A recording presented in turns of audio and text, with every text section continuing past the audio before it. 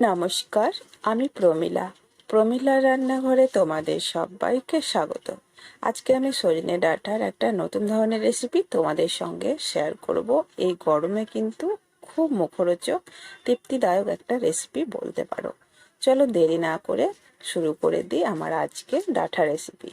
প্রথমে কিন্তু একটা মিক্সির জার নিয়েছি, আর আগে থেকে ছোলার ডাল ভিজিয়ে রেখেছিলাম।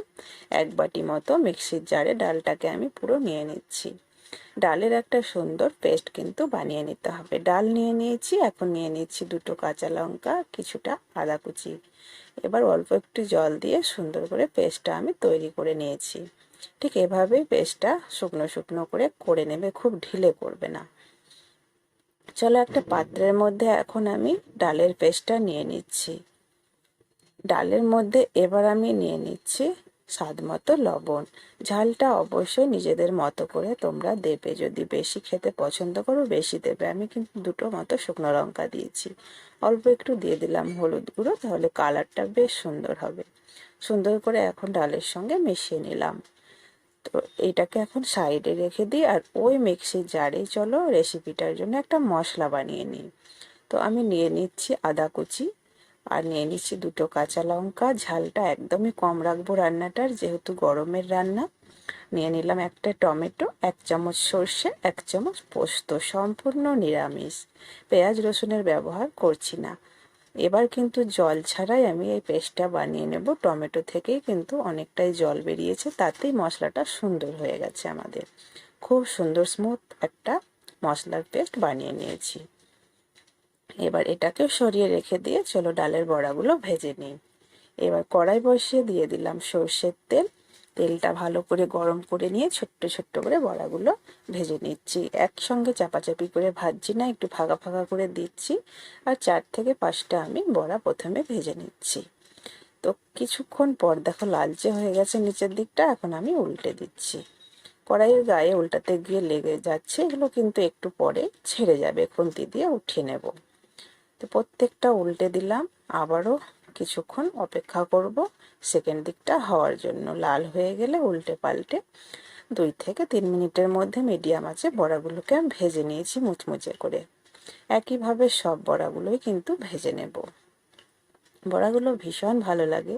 এটা কিন্তু সবশেষে দিয়েছি, তাই একটু ভাজা হতে দেরি ছিল, তাই একটু পরে ওটাকে উঠিয়ে নিলাম।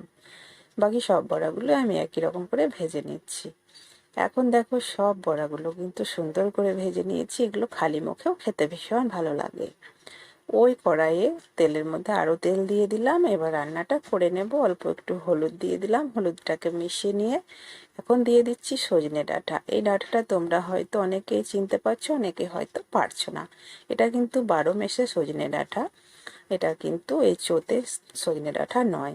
আর দিয়ে দিলাম 2টো ছোট সাইজের আলুকেও লম্বা লম্বা করে কেটে নিয়েছি। এখন গ্যাসের ফ্লেমটাকে বাড়িয়ে দিয়ে ভেজে নেব হালকা লাল করে। আলু আর সজনে ডাঁটা মোটামুটি ভাজা হয়ে গেছে। এই অবস্থায় আমি কিন্তু একটা বেগুনের অর্ধেকটা বেগুন নিয়েছি, বেগুনটাকে হালকা ভেজে নেব। এখন বেগুনটার গায়ে যখন রং চলে আসবে তখন কিন্তু সবজিগুলো উঠিয়ে নেব। 12 মেশে সজনে ডাঁটার কিন্তু স্বাদটা অনেকটাই বেশি এই চোতে সজনে ডাঁটার থেকে, অনেকেরই হয়তো অজানা। এখন দেখো ডাঁটা আলু বেগুন সুন্দর করে ভেজে নিয়েছি, হালকা খালি কালার এসেছে। এখন তেল থেকে উঠিয়ে নিচ্ছি। তো সজনে ডাঁটা কিন্তু ভেজে নেবে অবশ্যই, ডাঁটার একটা গন্ধ থাকে, সেটা ভালো লাগে না রান্নায়। এবার ওই তেলে আরও তেল দিয়ে দিলাম। তেলের মধ্যে আমি ফোড়নে দিয়ে দিচ্ছি একটা শুকনো লঙ্কা ফাটিয়ে, 2টো তেজপাতা, আর 1 চামচ মতো 5 ফোড়ন। এবার ফোড়নটাকে দিয়ে খুব সুন্দর করে একটু ভাজা ভাজা করে নেব। খুব সুন্দর একটা গন্ধ বেরোচ্ছে ফোড়ন থেকে। এই সময় কিন্তু অল্প একটু হলুদ দিয়ে যে মশলাটা আমি বেটে নিয়েছিলাম সেই মশলাটা দিয়ে দেব। গ্যাসের ফ্লেমটাকে কিন্তু এখন মিডিয়ামেই রেখেছি। মশলাটা দিয়ে খুব সুন্দর করে আমি কিন্তু মিনিট 2 মতো কষিয়ে নেব। যেহেতু সর্ষে পোস্ত আছে তাই বেশিক্ষণ কিন্তু কষাবো না। আমি ঝালের জন্য অল্প পরিমাণে লাল লঙ্কার গুঁড়ো ব্যবহার করলাম, মোটামুটি 1/2 চামচ মতো। এখন দেখো সুন্দর করে মশলাটা কষিয়ে নেব। শুধুই আমি মশলাটা নষ্ট করলাম না, দিয়ে দিলাম সুন্দর করে জলটা। এবার এই মশলাটাকে কষিয়ে নিতে হবে যতক্ষণ না তেল মশলা আলাদা হচ্ছে। খুব তাড়াতাড়ি কিন্তু হয়ে যাবে মশলা কষানো। দেখো তেল ভেসে গেছে, এখন আমি লবণ দিয়ে দিচ্ছি স্বাদ মতো। রান্নাটা কিন্তু একদমই লবণ ঝাল মানে খুব বেশি করব না, একটু মিষ্টি মিষ্টি রাখবো। এই গরমের দুপুরে এরকমই রান্না করবে, দেখবে পেটের কোনো প্রবলেমও হবে না, খেতেও কিন্তু সুস্বাদু লাগবে। মশলা কষিয়ে নিয়ে আমি এখন ভেজে রাখা সবজি দিয়ে দিচ্ছি। সবজি দিয়ে 1 মিনিট মতো মিডিয়াম আঁচে এটাকে নাড়াচাড়া করে নিচ্ছি। খুব বেশিক্ষণ কিন্তু আর ভাজবো না। মশলাও কষানো হয়ে গেছে আর ডাঁটাও কিন্তু খুব সুন্দর ভাজা আছে, তাই দেখো বেশিক্ষণ ভাজলাম না, মোটামুটি 1 মিনিট মতো। এবার আমি দিয়ে দেবো জল। তো সেদ্ধর জন্য কিন্তু আমি জলটা দিচ্ছি, আর জলটা বেশ পরিমাণেই দিচ্ছি। তো কেন দিচ্ছি সেটা তোমাদেরকে আমি বলে দিচ্ছি। অনেকটাই জল কিন্তু আমি দিলাম, আরও একটু জল দিয়ে দিচ্ছি, আর খুব ভালো করে সবজিগুলো ডুবিয়ে দিচ্ছি এখন। এবার ঢাকা দিয়ে স্লো আছে 5 থেকে 6 মিনিট রান্না করে নেব। এই 12 মাসে সজনে ডাঁটা কিন্তু সেদ্ধ হতে একটু টাইম লাগে এই সিজনের ডাঁটার থেকে। তো আমি ঠিক 6 মিনিট পরে ঢাকা খুলে নিলাম। এখন দেখে নিচ্ছি সেদ্ধ হয়েছে কিনা। সুন্দর সেদ্ধ হয়ে গেছে, আলুগুলো ডাঁটাও সেদ্ধ হয়ে গেছে। আর ঝোলটা কেন এতটা রেখেছি, কেন এতটা জল দিয়েছিলাম সেটা এখন বলছি। দেখো ডালের বড়াগুলো এখন দিয়ে দিলাম, আর ডালের বড়া দিয়ে 1 মিনিট মতো স্লো আঁচে রাখবো। এই ডালের বড়াতে কিন্তু অনেকটাই জল টেনে নেবে।